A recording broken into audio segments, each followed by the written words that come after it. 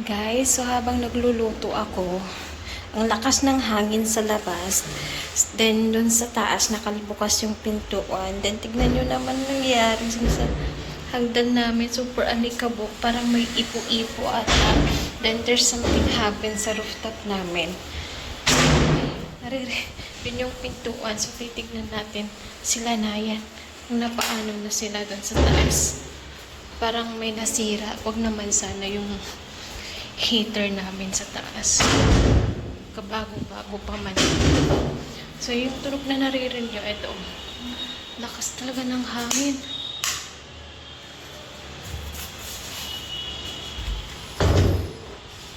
So, ito yung nangyari sa rooftop namin. Buti na lang hindi to. Kasi sabi ni Nayan is may ipo-ipo daw. Ang lakas. Tignan nyo. Medyo parang buhangin kasi summer na nga. Then biglang nagkaipo-ipo. Buti na lang walang nangyari dito sa rooftop namin. Then eto, yung isang pipe, etong pipe kasi na yan, kailangan niyang support na. Kailangan niya ng support. It's too much. Seems like if I'm too much din, I will fly also na. Ala pa. Nay pa. Nayan. So, kailangan ng support yun para hindi masira lang. Lakas na ngayon. Tara, baba na lang ako. I will go downstairs na. Too much scary. Ito naman guys, bali may nakasampay ako kaninang mabigat na ano dyan. Naputol. Buti na lang na dryer ko. Lakas ng hangin. Kanina, habang nagluluto ako, ang lakas ng hangin. So, tinanong ko dun sa baba ko anong nangyari. May ipo-ipo daw. Kaya pala yung mga kapitbahay namin, may mga nagsisinglugang mga yero. Then, luckily, andun si Papa sa taas. Yung pipe na pinakita ko kanina, naagapan niya. So, hindi siya naputol. So, until now, andun pa rin sila sa taas. Inaayos para hindi siya maputol. Nakabahan ako.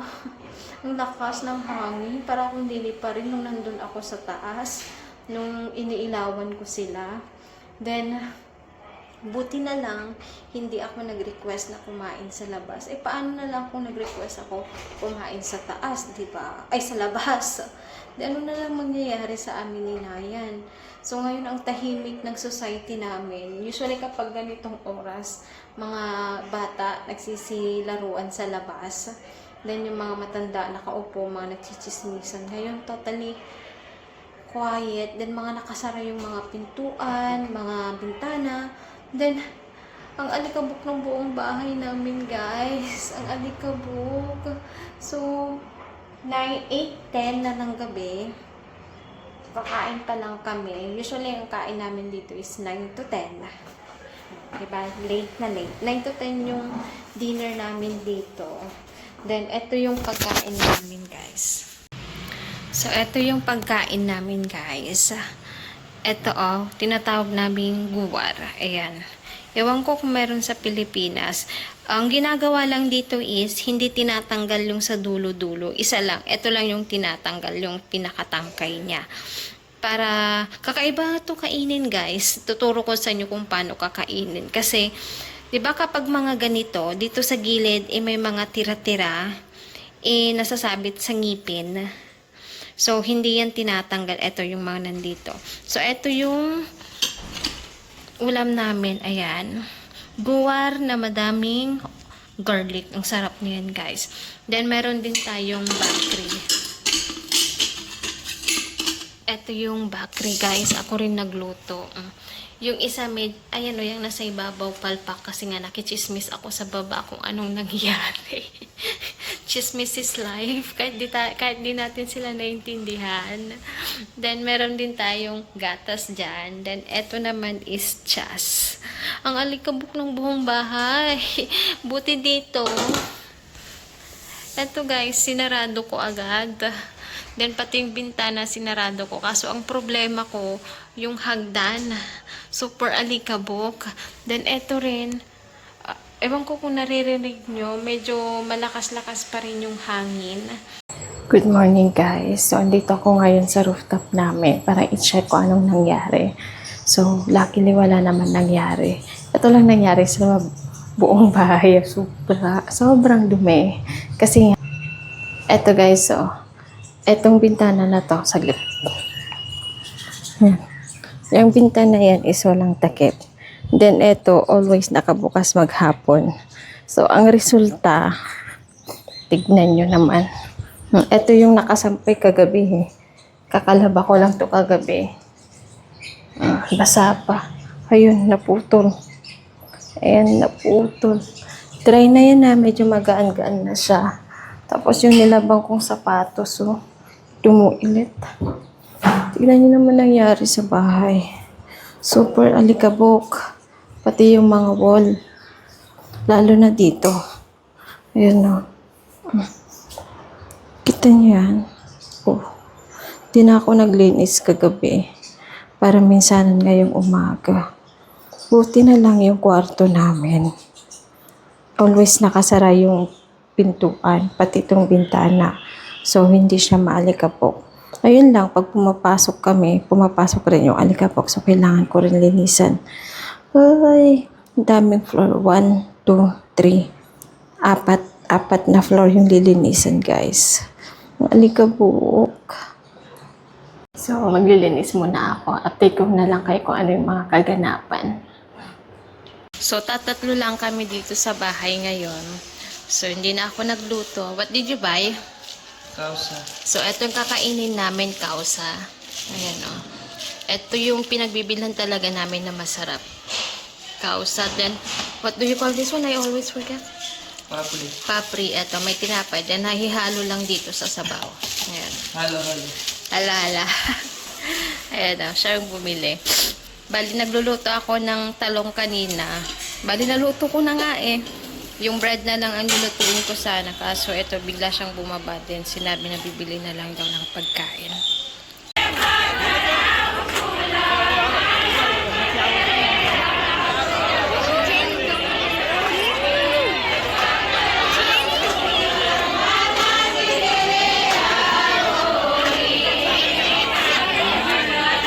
So kahapon guys, kumakain ako ng mangga. Iisa lang yun na. Iisang mangga lang yun.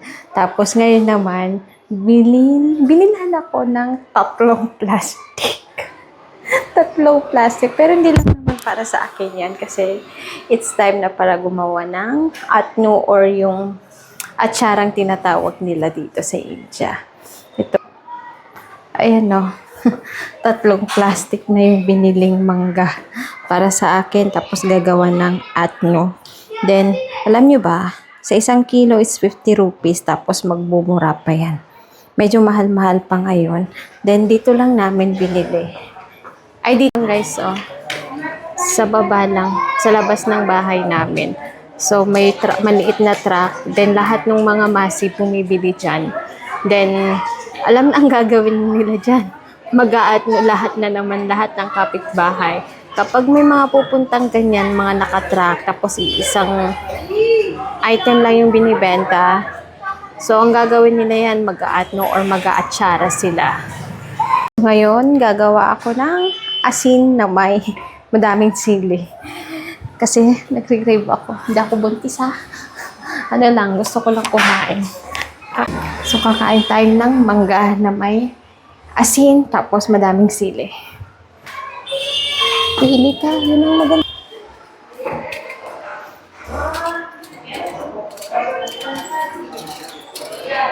Uy, bagong pitas. Masarap, parang manggang ipis. Manggang ipis. Okay, dito sa India, wala yung apple mango na tinatawag natin dyan or yung Indian mango. Tsaka yung Indian mango, wala dito. Wala dito. Ba't iba yung mangga dito? Ibang klase. Then, wala ring manggang sa tagal ko dito sa India ha. Actually, 1 year and how many months na? Years and months. Basta magto 2 years na ako tong year na to. So, wala pa akong natitikman na mangga na kasing lasa din sa Pinas. Mostly, matamis. Tapos wala rin namang maasim. Basta iba, hindi ko maipaliwanag yung lasa. Iba talaga yung lasa. Pero ito, parang siyang manggang ipis. Tapos mayroon din sila yung mangga na super laki. Ganyan, oh. So, dahil summer, yan ang madami nating kakainin. Watermelon, mangga. Ito ang pinaka-paborito ko, mangga. Kaso walang alamang. Ano pa siya, guys? Itong gusto ko. Yung hindi pa matigas yung buto. Saglit. Hugasan natin. Tikman natin. Ba?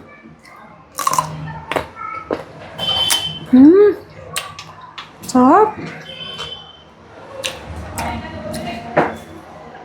Sarap. Para ako nagdilihi ay. Ang lutong. Silang kakainin ko ba? Sumakit yung tiyan ko. Kakakain ko lang ng watermelon. Tapos banana chips. Ano yun, maghahalo-halo na naman. Hindi na naman ako makakakain ng dinner dito.